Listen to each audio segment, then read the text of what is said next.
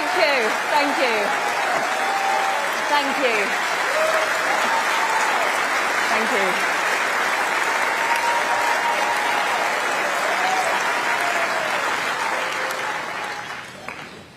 you. My friends, it's great to be with you here in Birmingham. It's fantastic to see the cranes across the skyline building new buildings, the busy trams coursing down the streets, and the bull standing proudly at the heart of Birmingham. My friends, this is what a city with a Tory mayor looks like.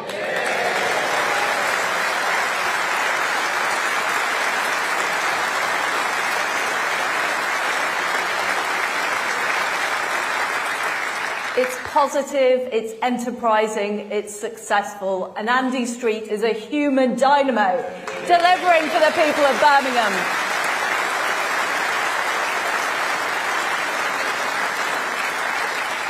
And our Teesside Mayor, Ben Houchin, is also delivering new jobs and investment. This is what modern conservatism looks like. Let's get Tory mayors elected in London, in Manchester, in West Yorkshire, and right across our great country.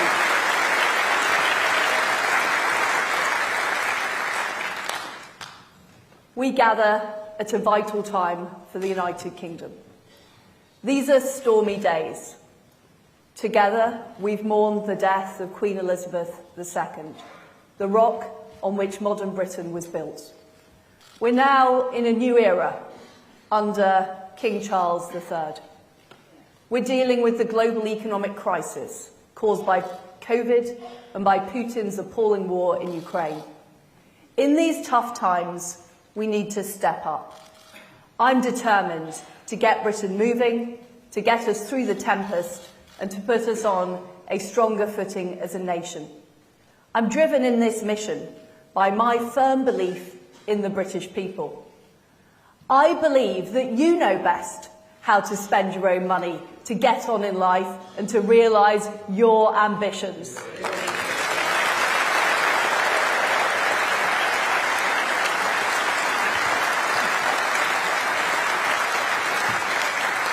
My friends, that is what conservatism is about. It's a belief in freedom, in fair play, and the great potential of the British people.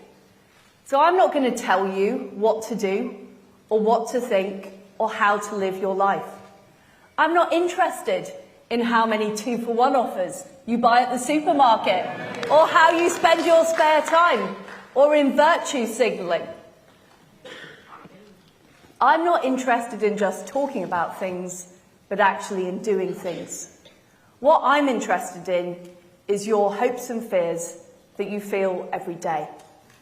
Can you get a good job locally? Is it safe to walk down the high street late at night? Can you get a doctor's appointment? I know how you feel because I have the same hopes and fears. I want what you want. I've fought to get where I am today.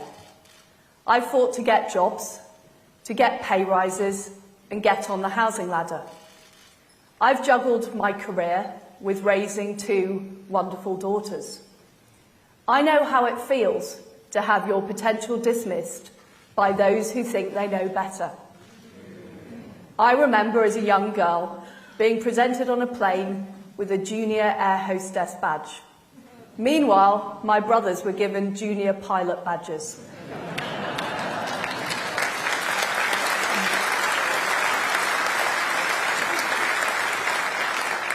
It wasn't the only time in my life that I'd been treated differently for being female or for not fitting in. It made me angry, and it made me determined. Determined to change things so other people didn't feel the same way.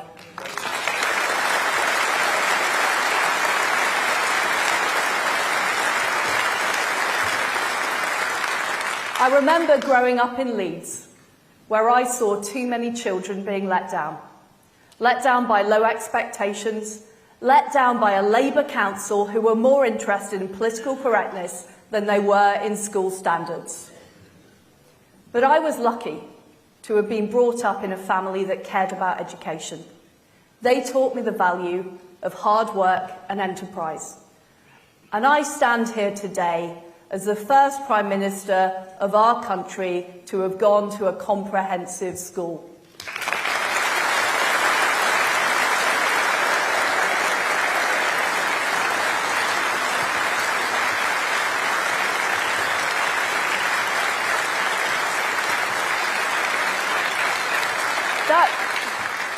That taught me two things. One is that we have huge talent across our country, and two, that we're not making enough of it. This is a great country. I'm so proud of who we are and what we stand for. But I know that we can do better, and I know that we must do better. And that's why I entered politics. I want to live in a country where hard work's rewarded, where women can walk home safely at night, and where our children have a better future. To deliver this, we need to get Britain moving. We cannot have any more drift and delay at this vital time. Let's remember where we were when I entered Downing Street. Average energy bills were predicted to soar above £6,000 a year. We faced the highest tax burden that our country had had for 70 years. And we were told that we could do nothing about it. I didn't accept that things had to be that way. I knew that inaction would be unconscionable. Families would have been unable to heat their homes. Businesses would have gone bust. Jobs would have been lost. And we would have worse public services, including the NHS. I couldn't allow this to happen. I refused to consign our great country to decline.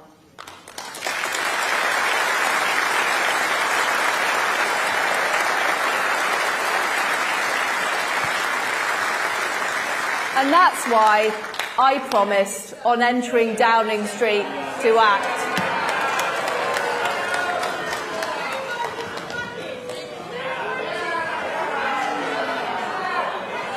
Let's get them removed.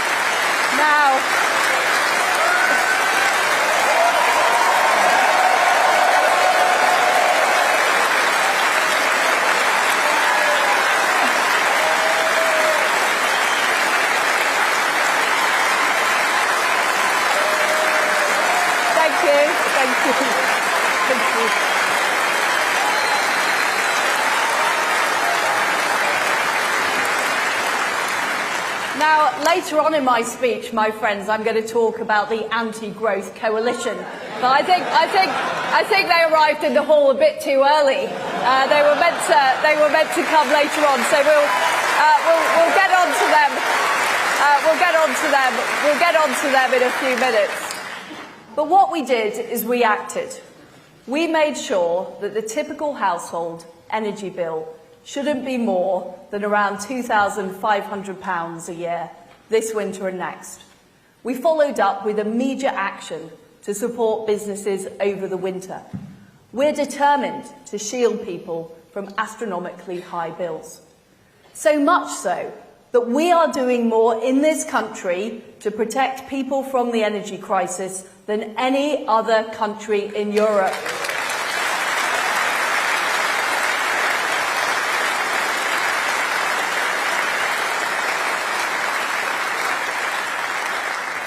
Our response to the energy crisis was the biggest part of our mini-budget. It was the biggest part for a good reason, because we had to do it. But it's not the only challenge we face. For too long, our economy hasn't grown as strongly as it should have done. I know what it's like to live somewhere that isn't feeling the benefits of economic growth. I grew up in Paisley and in Leeds in the 80s and 90s. I've seen the boarded up shops. I've seen people left with no hope, turning to drugs. I've seen families struggling to put food on the table. Low growth isn't just numbers on a spreadsheet. Low growth means lower wages, fewer opportunities, and less money to spend on the things that make life better. It means our country falling behind other countries, including those who threaten our way of life. And it means the parts of our country that I really care about falling even further behind. That is why we must level up our country in a conservative way, ensuring everywhere, everyone can get on.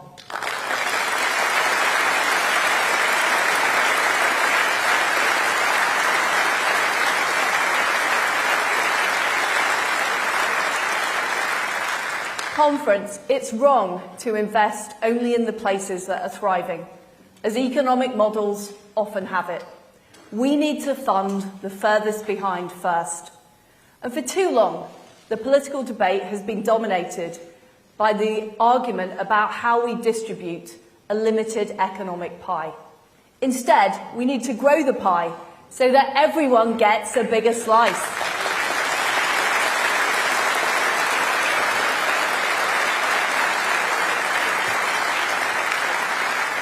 That is why I'm determined to take a new approach and break us out of this high-tax, low-growth cycle.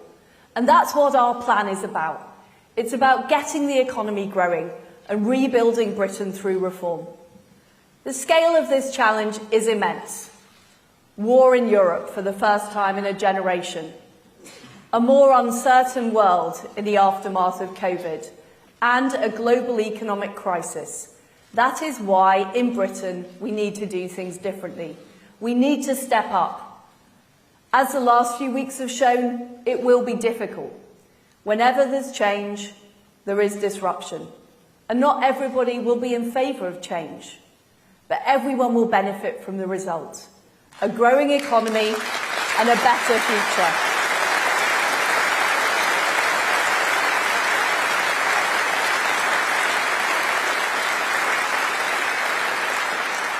That is what we have a clear plan to deliver. I have 3 priorities for our economy: growth, growth, and growth.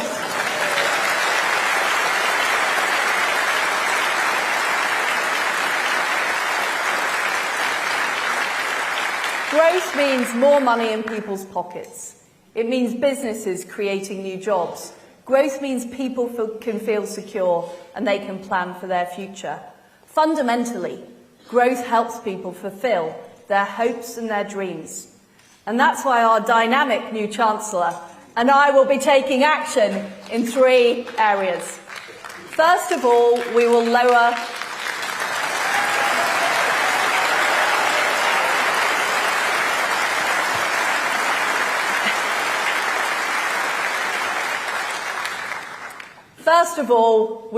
our tax burden. Over the summer, we had a robust debate, and the Conservative Party will always be the party of low taxes.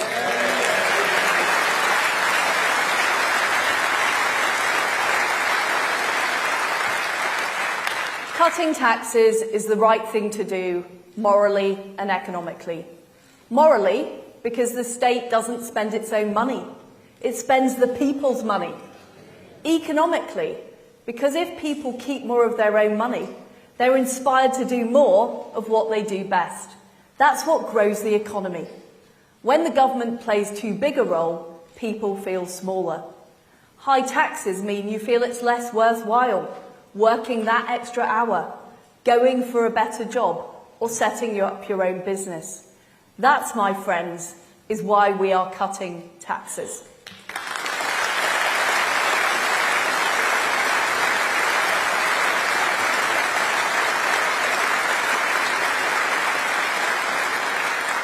We've already cut stamp duty, helping people on the housing ladder, especially first-time buyers. We're reversing the increase in national insurance from next month, and we're keeping corporation tax at 19%, the lowest in the G20. We're also helping 31 million working people by cutting the basic rate of income tax.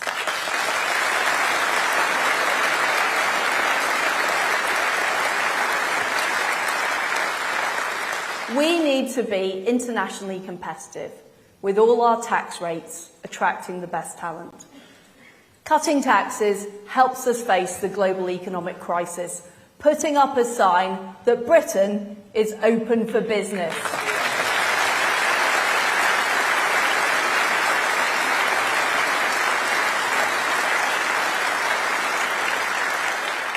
The fact is that the abolition of the 45p tax rate became a distraction from the major parts of our growth plan. That is why we're no longer proceeding with it. I get it, and I have listened.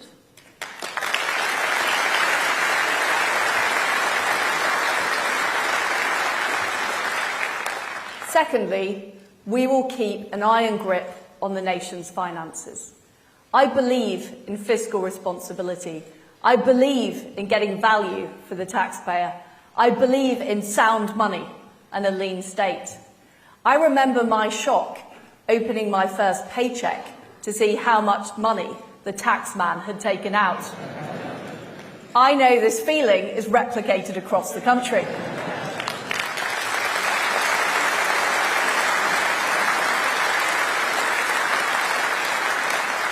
And that's why we must always be careful with taxpayers' money. It's why this government will always be fiscally responsible. We are in extraordinary times. It would have been wrong not to have proceeded rapidly with our energy and tax plan. I am clear we cannot pave the way to sustainable economic growth without fiscal responsibility. So we will bring down debt as a proportion of our national income.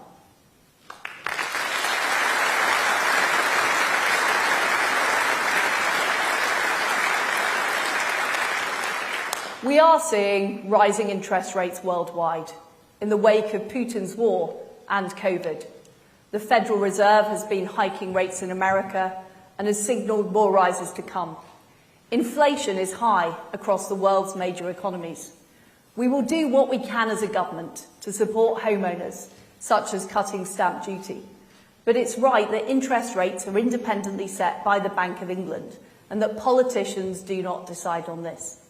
The Chancellor and the Governor will keep closely coordinating our monetary and fiscal policy. And the Chancellor and I are in complete lockstep on this.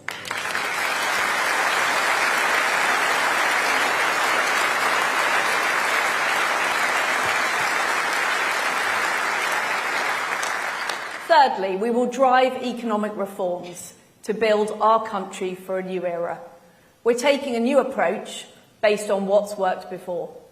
Previously, we faced barriers to growth like militant unions, nationalised industries, and outdated city regulation.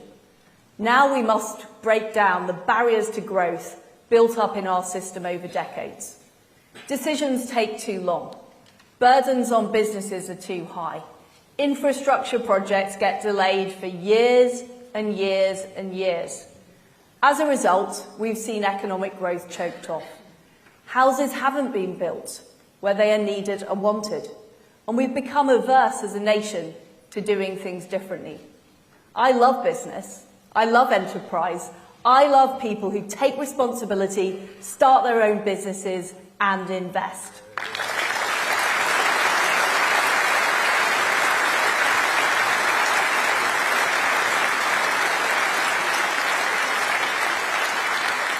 They generate profits, they create new jobs, and they power our success. And I want to see more of that. That's why we will back business to the hilt. We're cutting taxes and we're simplifying red tape to help businesses realise their ambitions. And this is what our new investment zones will do, helping us level up across the country. We're going to be inspired by the great hubs of industry like Bourneville here in the West Midlands. And that's what zones in places like here and around the country will deliver. We want to create the zones in England, Scotland, Wales and Northern Ireland. Now is the time to harness the power of free enterprise to transform our country, ensure that our greatest days lie ahead.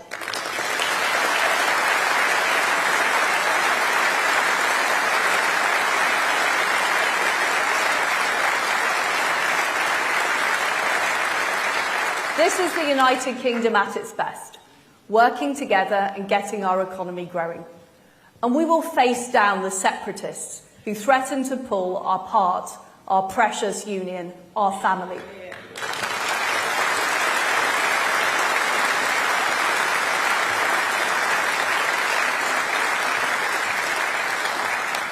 Next year, we will host the Global Investment Summit. This will show the world's top investors there's nowhere better to invest than the UK. And we're seizing the newfound freedoms outside the European Union. We're the party who got Brexit done, and we will realise on the promise of Brexit.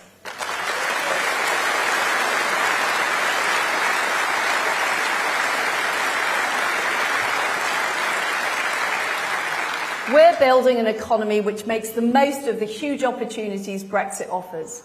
By the end of the year, all EU red tape will be consigned to history.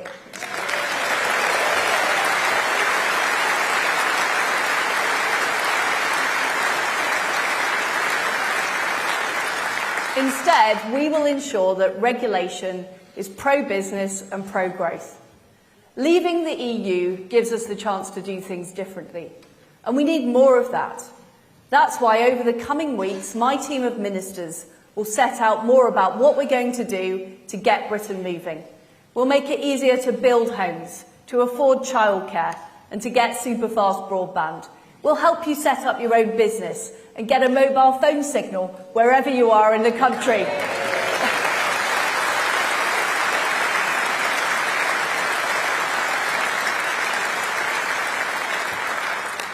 We are in tough times, but I want you to know that day in, day out, I'm thinking about how we get this country moving. I'm working flat out to make sure people can get through this crisis. So let me be clear, we have your back.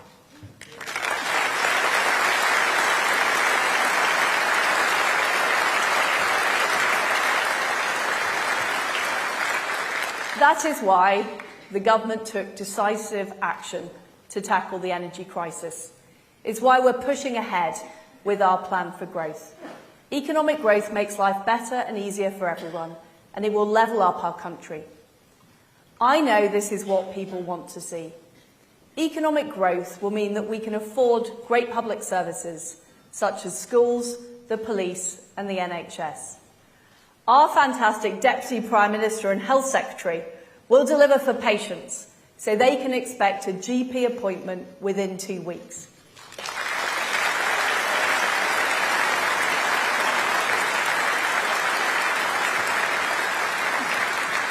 She will ensure that those who need urgent care will be seen on the same day.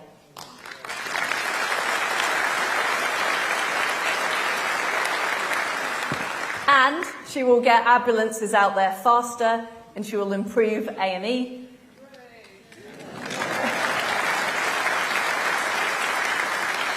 And she will bust the COVID backlog. That's not all. That's not all.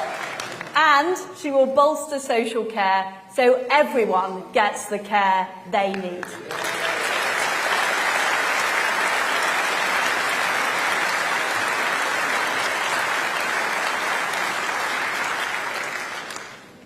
We are working to put this country on the path to long-term success.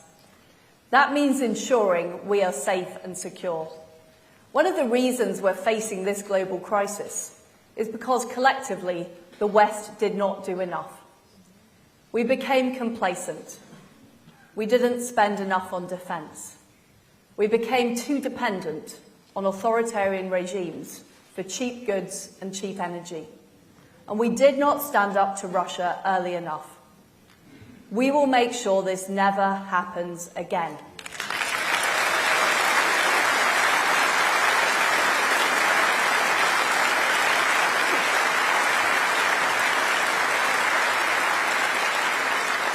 So we are taking decisive action to reinforce our energy security. We're opening more gas fields in the North Sea and delivering more renewables and nuclear energy. This is how we will protect the Great British environment, deliver on our commitment to net zero, and tackle climate change.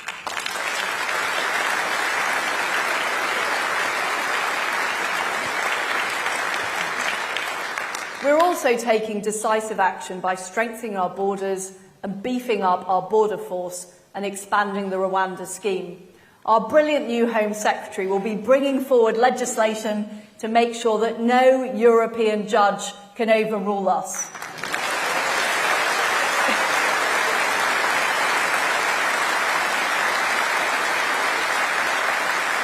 And while she is acting, meanwhile the Labour Party has absolutely no plan to tackle illegal immigration. But my friends, we cannot have security at home without security abroad. That's why our tough Foreign and Defence Secretaries are updating the integrated review to make sure we can face down these threats. It's why we're increasing defence spending to 3% of GDP by the end of the decade.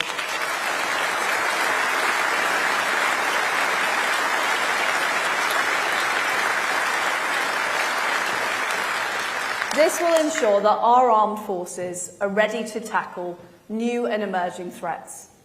We're working with our friends and allies to support Ukraine in the face of Putin's brutal war. The brave Ukrainian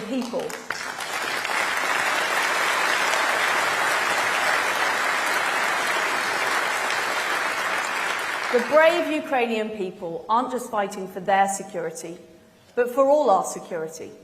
This is a fight for freedom and democracy around the world. Putin's illegal annexation of Ukrainian territory is just the latest act in his campaign to subvert democracy and violate international law. We should not give in to those who want a deal which trades away Ukrainian land. They are proposing to pay in Ukrainian lives for the illusion of peace. We will stand with our Ukrainian friends, however long it takes. Ukraine can win, Ukraine must win, and Ukraine will win.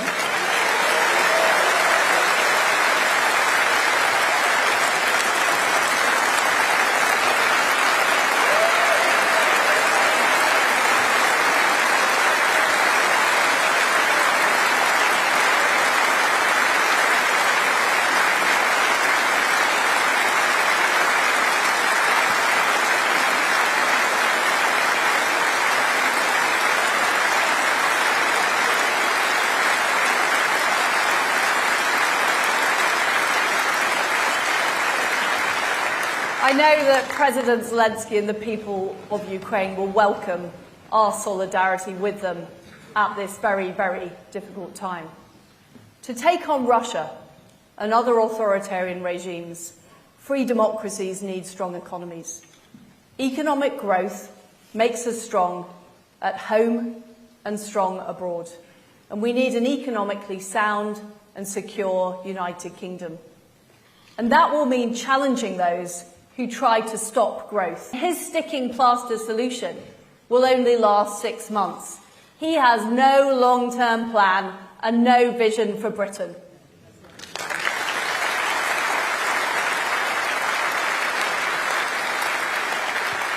Mark Drakeford in Wales is cancelling road building projects and refusing to build the M4 relief road. Nicola Sturgeon won't build new nuclear power stations to solve the energy crisis in Scotland. Have these people ever seen a tax rise they don't like?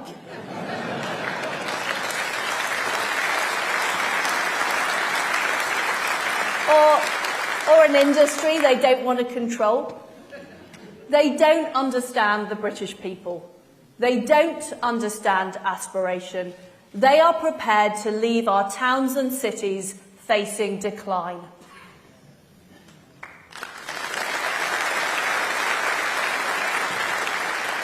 My friends, does the anti-growth coalition have any idea who pays their wages?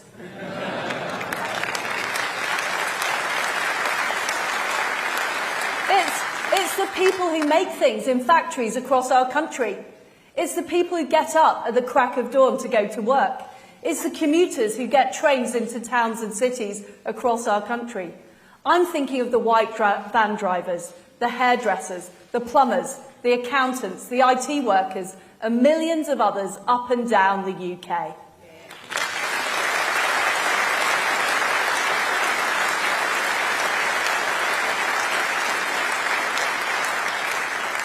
The anti-growth coalition just doesn't get it. It's because they don't face the same challenges as normal working people. These enemies of enterprise don't know the frustration you feel to see your road blocked by protesters or your trains off due to a strike. In fact, their friends on the hard left tend to be the ones behind the disruption. The anti-growth coalition think that people who stick themselves to trains, roads and buildings are heroes. I say the real heroes are the people who go out to work, take responsibility and aspire to a better life for themselves and their families.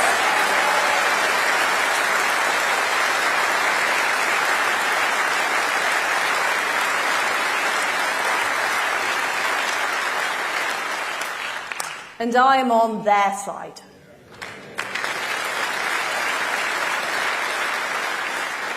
We will build roads, rail, energy and broadband quicker. We will be proudly pro-growth, pro-aspiration and pro-enterprise. That is how we will forge ahead on our long-term path to national success. In this new era, we're taking a new approach. My friends, we're focused on boosting growth and opportunity across our country. This mission will be difficult, but it is necessary. We have no alternative if we want to get our economy moving again. I'm ready to make the hard choices. You can trust me to do what it takes. The status quo is not an option. That is why we can't give in to the voices of decline. We can't give in to those who say Britain can't grow faster. We can't give in to those who say we can't do better. We must stay the course. We're the only party with a clear plan to get Britain moving. We're the only party with the determination to deliver. Together, we can unleash the full potential of our great country. That is how we will build a new Britain for a new era.